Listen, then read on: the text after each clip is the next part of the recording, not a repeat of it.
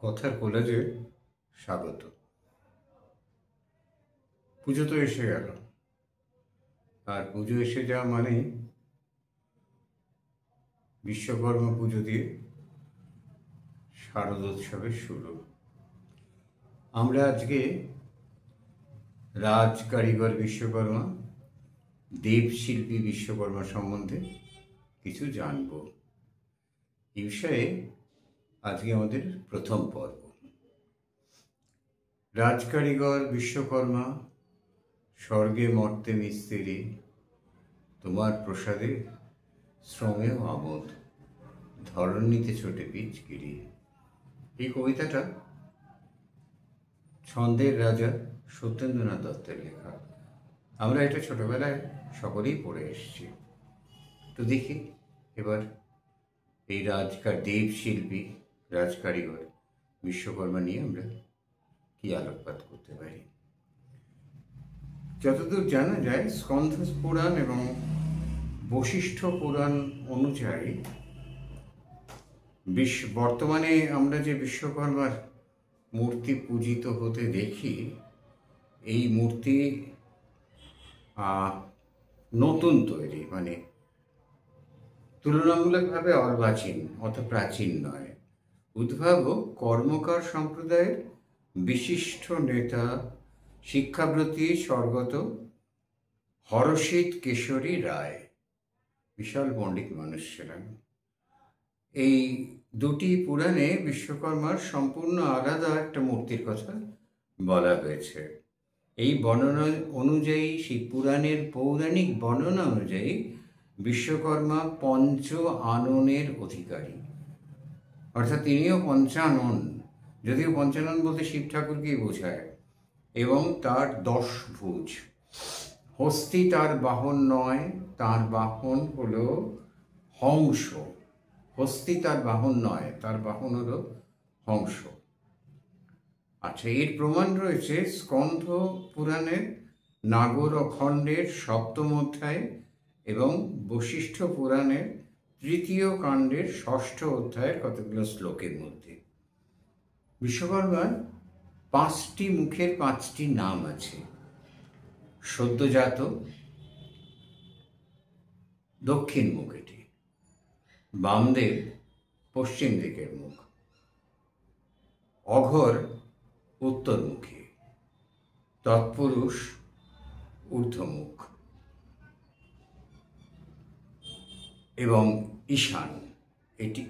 সুতরাং এই যে তার 5টি মুখ, 10টি চক্ষু, 10টি চক্ষু 10 দিকে, অর্থাৎ তাকে বলা হয়েছে বিশ্বত মুখ বিশ্বত চক্ষু। তিনি 10 দিকে 10টি চক্ষু মেলে সব কিছু পাহারা দিচ্ছেন। আবার এই একই জিনিস আমরা পাচ্ছি কিন্তু শিব পুরাণে। সেখানে দেখছি সদাশিবের 5টি মুখের কথা বলা হয়েছে, তাদেরও কিন্তু এই একই নাম। এই 5টি মুখ 5টি বিষয়ের প্রতীক, যেমন সৃষ্টি, স্থিতি, প্রলয়, গোপনীয়তা, অনুগ্রহ। এই 5টি প্রতীক বলা হয়েছে পঞ্চমুখ শিবকে। এই যে পৃথিবী চক্রাকারে ঘুরছে, এই চক্রাকার প্রক্রিয়ার প্রতীক। আর ইলোরাতে যতদূর জানি যে এই মুখ একটা আছে, ইলোরাতে একটা বিশ্বকর্মার মূর্তি আছে, সেটা এরকম পঞ্চমুখ বিশিষ্ট। ব্রহ্মা বৈবর্ত পুরাণের মতে বিশ্বকর্মা 9 জন সন্তান পৃথিবীতে জন্মগ্রহণ করেছিল। এরা পিতা বিশ্বকর্মা, মাতা স্বর্গনর্তকী ঘৃতাচির গর্ভেই হয়েছিল। এই 9 জন সন্তান হলেন মালাকার, কর্মকার, কাংসকার, শঙ্খকার, সূত্রধর, কুবিন্দক, কুম্ভকার, স্বর্ণকার এবং চিত্রকর।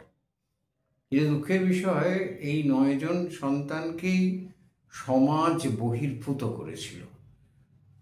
যে কোনো কারণেই হোক, সমাজ শিল্পীদের মনে করেছিল এরা সমাজকে বিপদগামী করে, অথবা এদের হয়তো চরিত্র নিয়ে তাদের সন্দেহ ছিল। যে কোনো কারণেই হোক, তারা এই মনুসংহিতায় স্পষ্টই এগুলো উল্লেখ আছে, এদের বার করে দিয়েছিল সমাজ থেকে। পরবর্তীকালে অবশ্য এদের প্রয়োজনীয়তা বুঝে সমাজ এদের ফিরিয়ে আনতে বাধ্য হয়, ফিরিয়ে নেয়ও। কিন্তু এটা শুধু এদেশেই নয়, সক্রেটিস এবং প্লেটোর যে আদর্শ রাষ্ট্র, সেই আদর্শ রাষ্ট্রেও কিন্তু শিল্পীকে, কবিকে সমাজের বাইরে, রাষ্ট্রের বাইরে রাখতে বলা হয়েছে। এটা বিপদগামী করে। জানি না, শিল্পশাস্ত্রেও বলা হয়েছে যে শিল্প অপ্রয়োজনের প্রয়োজন। তো সেই সব দিক থেকে বিচার করে হয়তো এদের বার করে দেওয়া, মানে সমাজ বহির্ভূত করা হয়েছিল। পরবর্তীকালে কিন্তু এরা আবার সমাজে ফিরে আসে। এছাড়া বিশ্বকর্মার দুটি বানর সন্তান ছিল, নল, নীল। এই দুই বানর সন্তান আমরা রামায়ণে জানি। রামায়ণে এরা ভীষণভাবেই প্রয়োজনীয় চরিত্র ছিল এবং রামায়ণে এরা রামকে সেতু বাঁধার জন্য সাহায্য করেছিল। যদিও যখন রাম জিজ্ঞেস করেন যে তুমি যখন বিশ্বকর্মার পুত্র সেতু বাঁধতে জানো, বলনি কেন?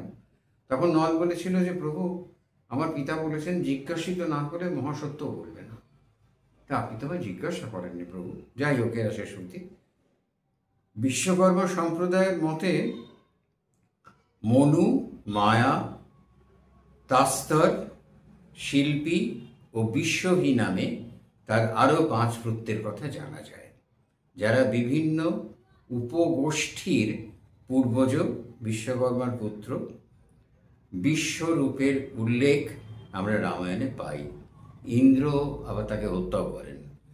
আচ্ছা, বিশ্বকর্মার কন্যার কথাও পাওয়া যায়। একটি কন্যা, তার নাম সঞ্জনা। বিশ্বকর্মা পুজোর সঙ্গে এই মূর্তি আমরা যদিও এখন দেখি না, আর যে নতুন মূর্তি তৈরি করেছিলেন পণ্ডিত প্রভার হরশেষ রায়, তাকেও অগ্রাহ্য করার কোনো কারণ নেই, কারণ দীর্ঘদিন ধরে চলে আসছে। সব মিলিয়ে আমরা এই কথাটা বলতে পারি যে এই মূর্তির যে কোনোটাকে অগ্রাহ্য করা যায় না। আর বিশ্বকর্মার মূর্তিতে যে সমস্ত জিনিসগুলো আয়ুধ বা যন্ত্রপাতি দেওয়া হয় ওর পুজো আর্চার জন্য, সেই ছাড়াও ঘুড়ি যুক্ত হয়ে গেছে। যত জানি এই ঘুড়ির সংযুক্তিকরণ হয়েছিল 1850 সালে। এবং বিশ্বকর্মার মূর্তিতে ঘুড়ি এলো কেন? এই কথাটা বলা হয়েছে যে বিশ্বকর্মা দেবতাদের জন্য মানে উড্ডীন আকাশযান তৈরি করেছিলেন, যা আকাশে ওড়ে। আর সেই উড্ডীন আকাশযানের তৈরি স্মৃতিকে বাঁচিয়ে রাখার জন্য এবং সেটাকে মানে এই সম্মান জানাবার জন্য ঘুড়ি উড়িয়ে বিশ্বকর্মাকে সম্মান দেওয়া হয়। অবশ্য ঘুড়ির ইতিহাস অতি প্রাচীন। বিশ্বকর্মা পুজোর সঙ্গে ঘুড়ির ইতিহাস একত্রিত করছি না, সেটা অন্য সময় আলোচনা করব। তো বিশ্বকর্মাকে আমরা নানাভাবে, বিশ্বকর্মার নানা আঙ্গিকে বিশ্বকর্মাকে দেখি। যেমন বৈদিক বিশ্বকর্মা আছেন, তেমনি ব্রহ্মা এবং বিশ্বকর্মা আছেন। তাকে বাসনা মান দণ্ডাধিক বলা হয়েছে বিশ্বকর্মাকে। পুরাণে বিশ্বকর্মা আছেন, আবার বেদে বিশ্বকর্মা আছেন। বিশ্বকর্মা সর্বতব্যাপী। আমরা ধীরে ধীরে একটা একটা করে বিশ্বকর্মার বিষয়গুলোকে আমরা সমাধান করব, বিশ্বকর্মার মানদণ্ডের অর্থ দেখব প্রথম পর্ব। এরপরে আমরা দ্বিতীয় পর্ব আলোচনা করব খুব শীঘ্র। নমস্কার।